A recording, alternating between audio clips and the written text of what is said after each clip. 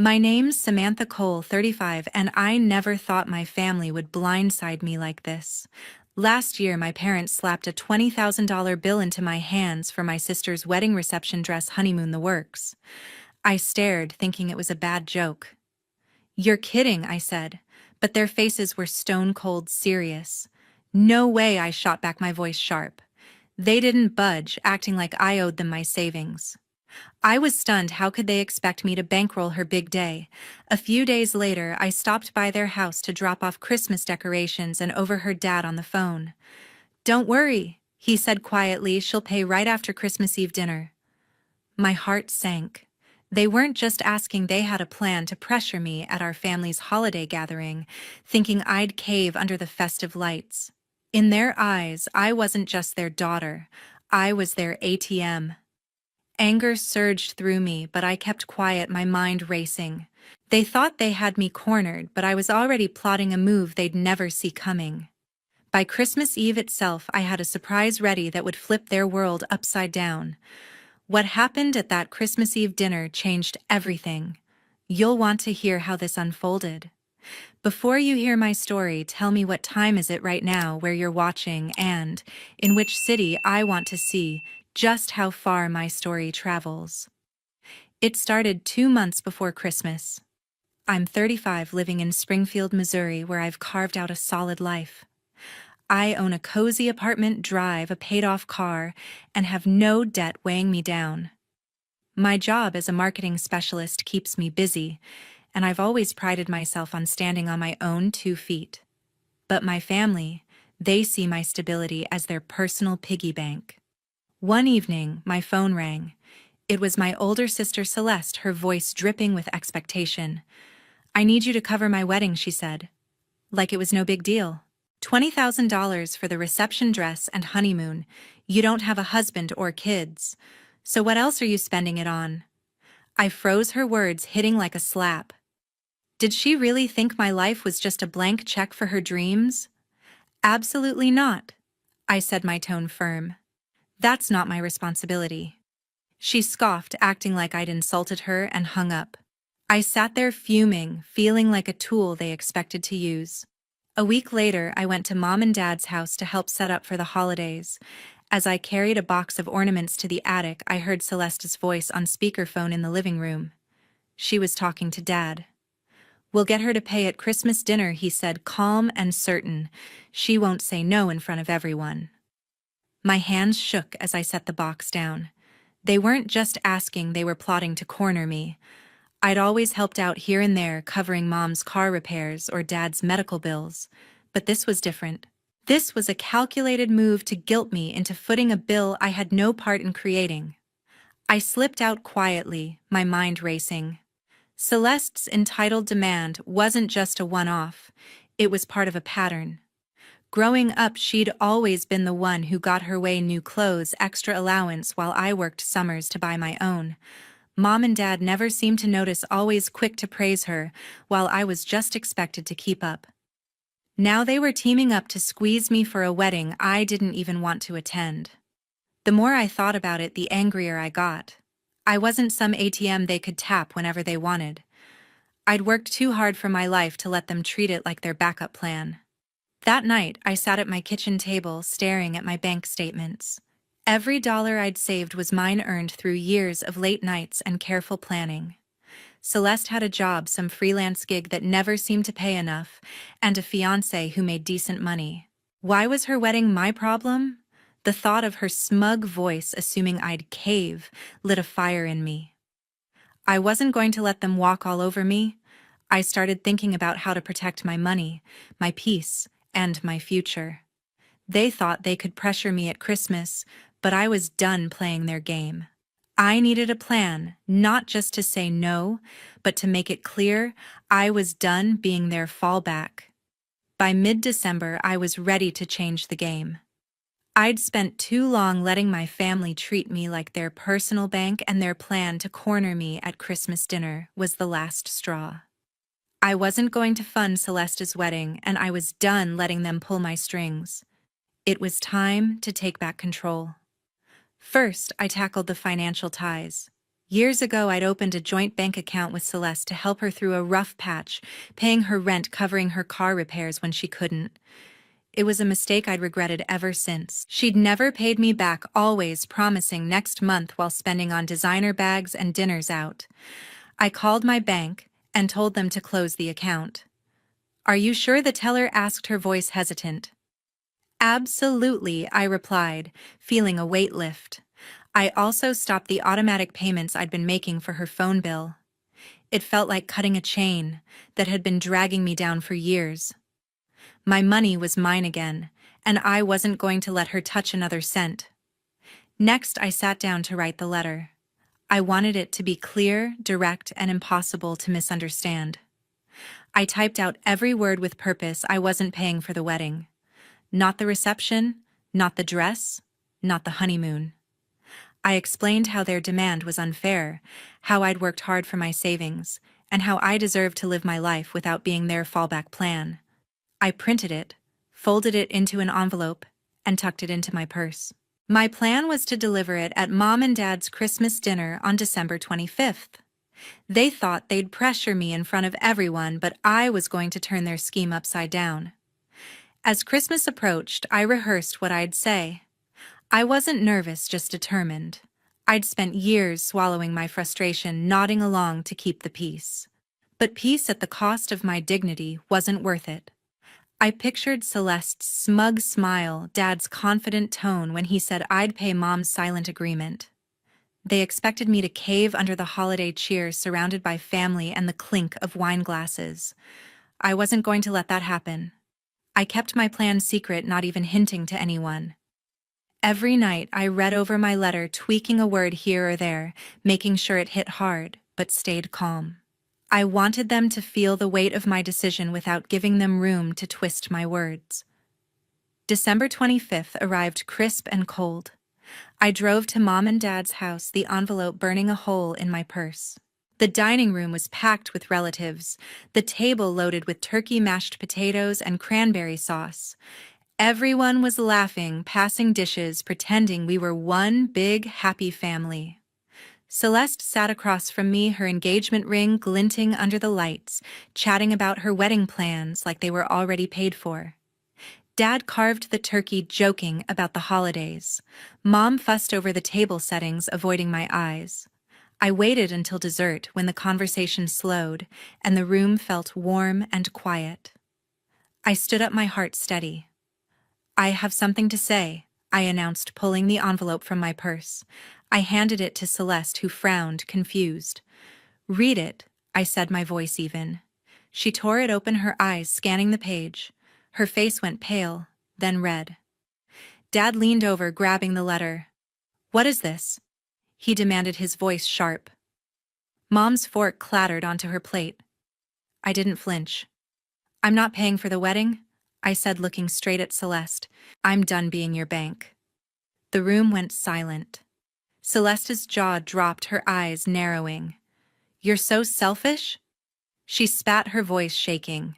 Dad slammed the letter on the table. "After everything we've done for you," he shouted. Mom just stared, her hands trembling. The other relatives looked away, awkward. I expected their anger, but it didn't shake me. "I've given enough," I said, my tone firm. "This is my line." Celeste started yelling, accusing me of ruining her big day. Dad joined in, calling me ungrateful. Mom finally spoke, her voice weak. "Can't we talk about this?" she pleaded. I shook my head. "There's nothing to discuss." I grabbed my coat and walked to the door. Celeste's voice followed me, shrill and furious. "You'll regret this," she screamed. Dad muttered something about family loyalty.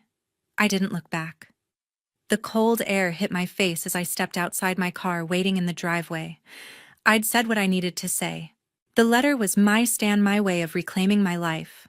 They could be mad, but I was free. I drove home, my hands steady on the wheel, knowing I'd just changed everything.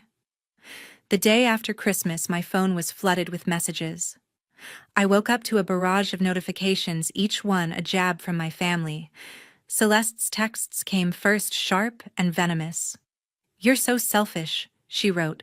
"How could you humiliate me like that?" Another message followed. You think you're better than us, don't you? I stared at the screen, my coffee growing cold. Her words stung, but I wasn't surprised. Celeste had always known how to twist things, making herself the victim while I was the villain. I didn't reply.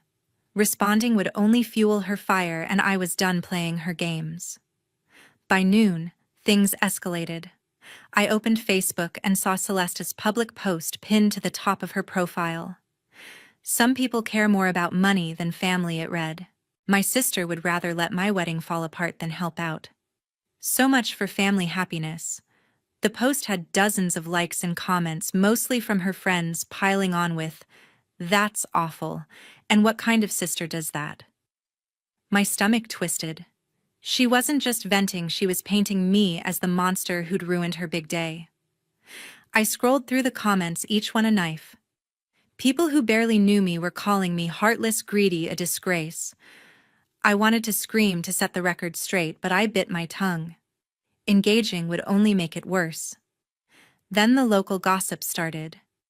Evelyn, a family acquaintance who lived a few blocks from Mom and Dad, was spreading the word around Springfield. I got a call from an old high school friend who'd heard it at a coffee shop. "Is it true you refused to help your sister with her wedding?" she asked, her voice dripping with judgment. "Evelyn's telling everyone you're too cheap to support your family." I clenched my jaw, explaining I wasn't obligated to bankroll anyone. But the damage was done. At the grocery store, I caught neighbors whispering, their eyes darting toward me. "That's the one who let her sister down," I overheard. Springfield was small, and Evelyn's loose lips were making sure everyone knew her version of the story, that I was a stingy loner who'd turned my back on family. I kept my head down, refusing to take the bait. Celeste's texts kept coming, each one nastier than the last. "You'll never understand what family means," she wrote. Dad chimed in with a voicemail, his voice heavy with disappointment. "We raised you better than this," he said. "You've embarrassed us all." Mom sent a single text. "Please just talk to us." I read it, then put my phone on silent. Their words hurt, but I wasn't going to let guilt pull me back in. I'd spent years giving money for their bills, time I didn't have, and they'd taken it for granted. Now, because I'd said no, I was the bad guy. It wasn't fair, but it was their playbook: shame me until I gave in. I knew I couldn't stay in Springfield. The whispers, the messages, the Facebook posts, they were suffocating. I needed a fresh start, somewhere they couldn't reach me. That's when I decided to leave. I'd always loved my job as a marketing specialist, and my company had an office in Roanoke, Virginia, a quiet city far enough to feel like a new world. I emailed my boss that week asking about a transfer.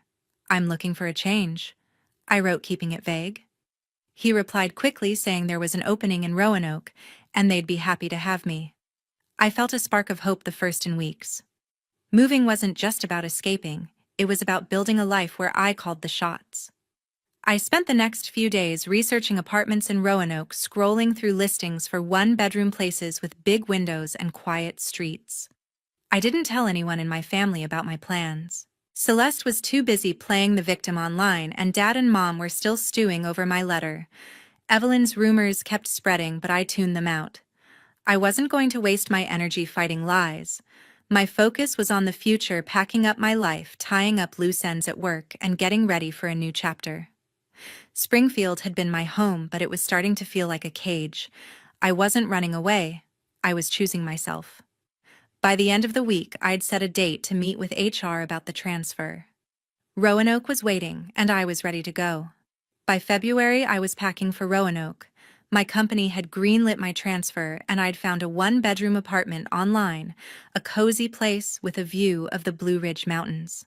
I spent my evenings boxing up books, clothes, and dishes, each item a step toward a new life. Springfield's small-town gossip and my family's relentless pressure were fading into the background.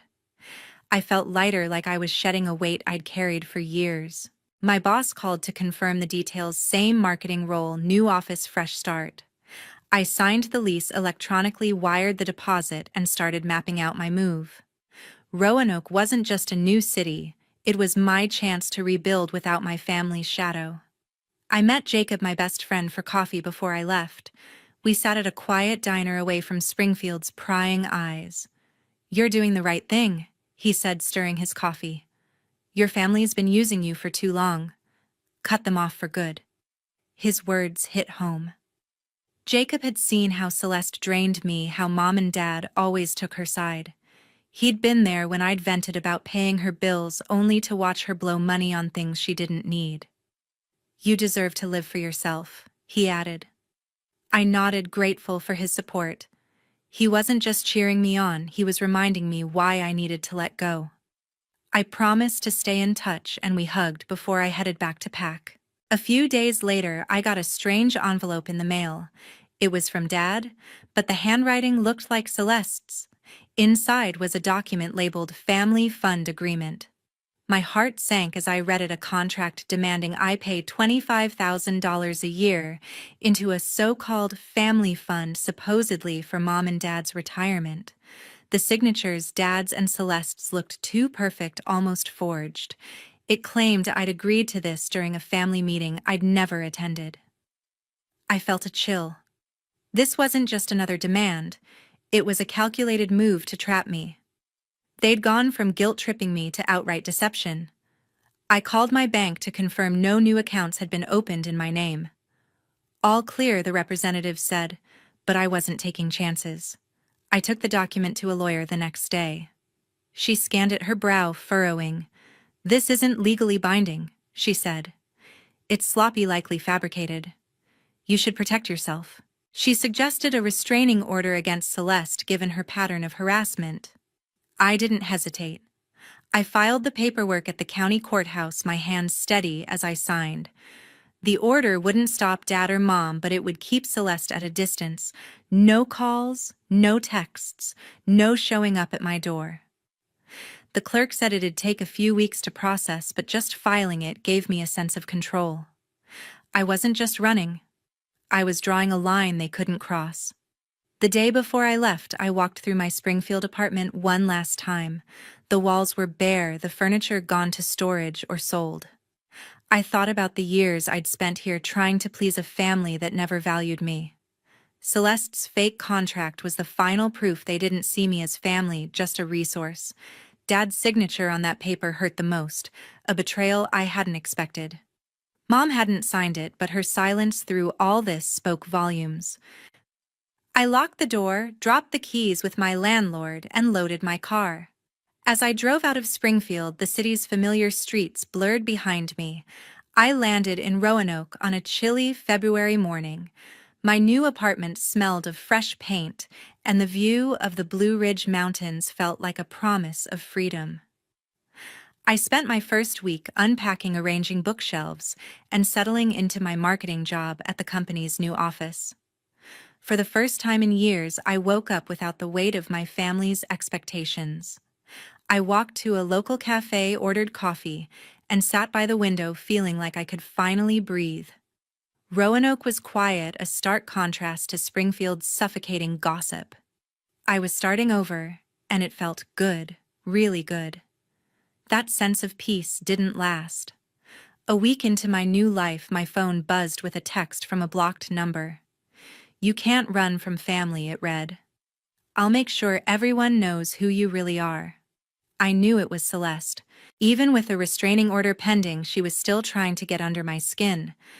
I deleted the message, but my stomach churned. Her threat wasn't just words, she'd already proven she could turn people against me.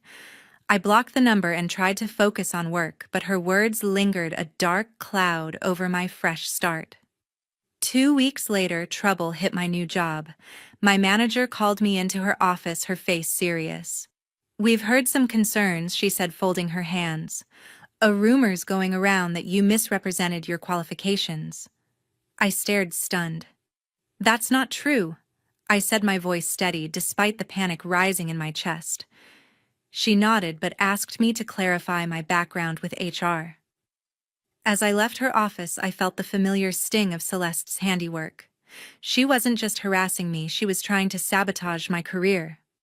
I spent that evening digging through my emails and old resumes, making sure every detail was airtight. The accusation was baseless, but it was spreading, and I needed to know how. I called Jacob that night. He'd stayed in Springfield but kept in touch, always ready to listen. I heard something, he said, his voice low. A coworker of yours, someone who knows Celeste's fiancé, mentioned you at a bar. Said you lied about your experience to get the Roanoke job. I gripped the phone, my mind racing. Celeste had used her network to plant the rumor, leveraging her fiancé's connections to reach my new workplace. Jacob had heard it from a mutual colleague who'd been at that bar, piecing it together when the coworker mentioned Celeste's name. She's not letting go, Jacob warned. You need to shut this down. His words were a lifeline, giving me the clarity I needed. The next day, I requested a meeting with HR. I walked into the office with a folder of documents, my resume, performance reviews from Springfield, and emails confirming my transfer.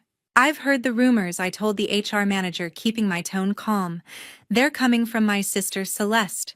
We have a personal dispute and she's trying to discredit me. I explained the history briefly. Her demands, the fake contract, the restraining order, without diving into every detail. I handed over my credentials, showing every certification and project I'd led. The HR manager listened, flipping through my file. This looks solid, she said, her expression softening. We'll investigate the source of the rumor. A week later, HR called me back. They'd traced the rumor to an external email sent to a junior staff member claiming I'd faked my qualifications. The email's IP address linked to a cafe in Springfield, and the wording matched Celeste's style, vague but vicious. HR dismissed the claim as unfounded, citing my verified records. You're in the clear, the manager said. We're sorry this happened. I thanked her, relief washing over me. Celeste's attempt to ruin me had failed, but I knew she wouldn't stop. I saved the HR report just in case I needed it later. Roanoke was my home now, and I wasn't going to let her take it away. 6 months later, a message from Florence pulled me back. Florence, my cousin, texted me out of the blue saying Mom and Dad wanted to make things right. She insisted the family was ready to talk to heal the rift. I was skeptical, but a small part of me wondered if they'd finally seen my side. I'd built a good life in Roanoke, new friends, a steady job, a routine that felt like mine. Still, closure sounded tempting. I booked a weekend trip to Springfield, telling myself I'd listen but keep my guard up. I arrived at Mom and Dad's house on a warm August afternoon. Florence greeted me at the door, her smile cautious. Inside, Celeste sat at the dining table, her arms crossed, while Dad flipped through a notebook full of numbers. Mom poured iced tea, her hands fidgeting. The air felt heavy, like they'd rehearsed this. Florence started, her voice soft. We just want the family to be whole again, she said. I nodded, waiting for the catch. It didn't take long. Dad cleared his throat and slid the notebook toward me.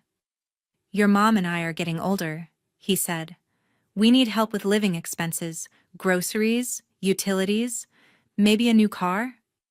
Celeste jumped in, her tone sharp. You're doing well in Roanoke, she said. You could chip in a few thousand a month.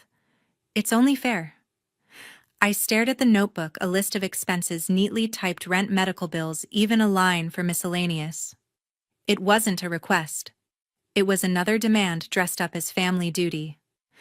I felt my chest tighten.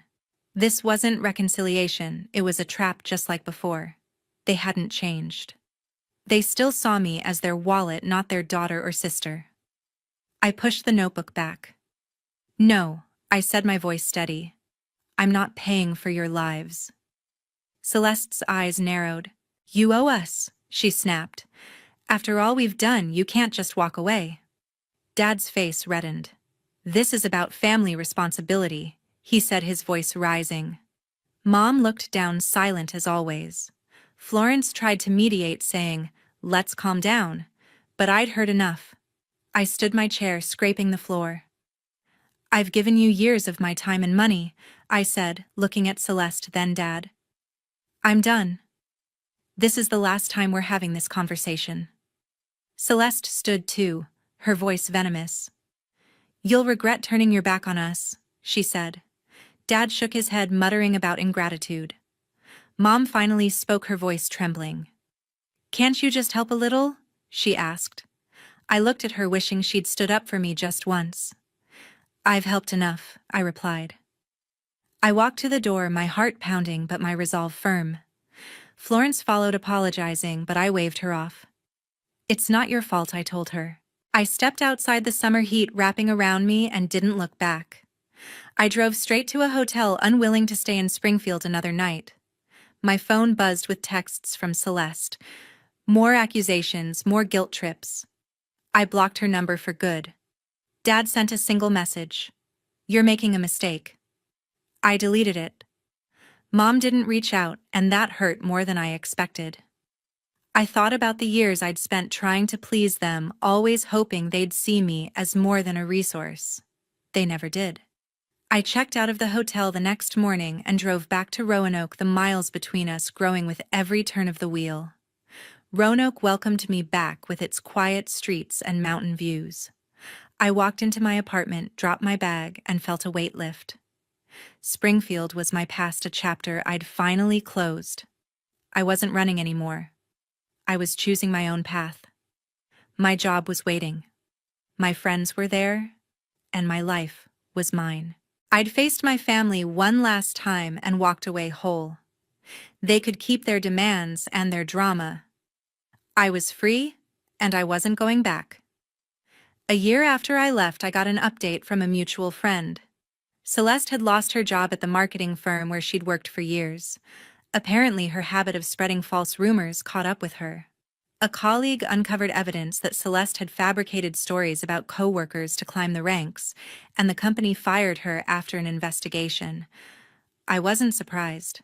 Her lies had nearly cost me my career in Roanoke, so it felt like justice that her actions finally had consequences. I didn't feel joy, just a quiet sense of closure, knowing she couldn't hurt me anymore. The friend also told me about Dad and Mom. Without my financial support, they were struggling to make ends meet. Their pension barely covered the basics: groceries, utilities, and a modest apartment. They'd sold their old car and moved to a smaller place outside Springfield. I felt a pang of guilt, but it passed quickly. They'd chosen to side with Celeste, expecting me to bankroll their lives. Now they were living with the reality of those choices. I wished them no harm, but I wasn't responsible for fixing their problems. In Roanoke, my life was flourishing. I'd been promoted to senior marketing manager, a role that challenged me and gave me purpose. I loved leading projects, brainstorming with my team, and seeing my ideas come to life. Outside work, I'd found a tight-knit group of friends. We'd hike the Blue Ridge trails on weekends, share dinners at local restaurants, and laugh over coffee about the little things. My apartment, once just a fresh start, now felt like home, filled with books, plants, and memories I'd made on my terms. I was living for myself, and it felt liberating. Looking back, I learned hard lessons. Setting boundaries with people who take advantage of you isn't selfish, it's survival. My family saw my kindness as weakness, but saying no gave me strength. Prioritizing my mental health meant walking away from toxic ties, even if it hurt. I used to think family meant obligation, but now I know it's about mutual respect. Cutting them off wasn't easy, but it was the only way to protect my peace. I hope my story resonates with anyone facing similar struggles. Know that you're not alone, and it's okay to choose yourself. To everyone who's followed this journey, thank you for listening. Your support means more than you know. I'd love to hear your thoughts in the comments. Have you ever had to set boundaries with family? How did you find the courage to put yourself first? Share your stories, and let's keep this conversation going.